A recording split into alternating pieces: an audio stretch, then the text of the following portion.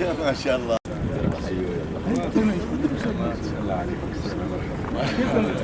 حاليا اليوم بدك اول شيء بدك اعمل لهم مكان، شوف منه في وراء من الشباب.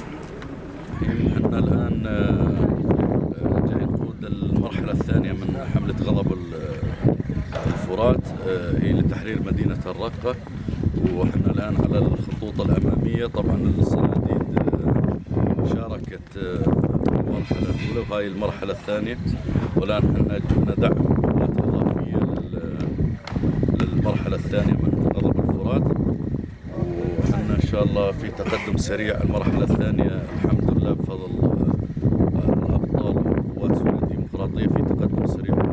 شمار على درب الفلاحي، قود شمار على درب الفلاحي، قود سلم. وجينا زوارة للمنطقة الأكبر. الآن يتشاركون أبناء الوطن أخوة التراب عرب وأكراد بالدفاع عن ديرتنا وعن أرضنا وعن ربعنا، وفي خصوصية باعتبارها فدعان، الديرة ديرة فدعان.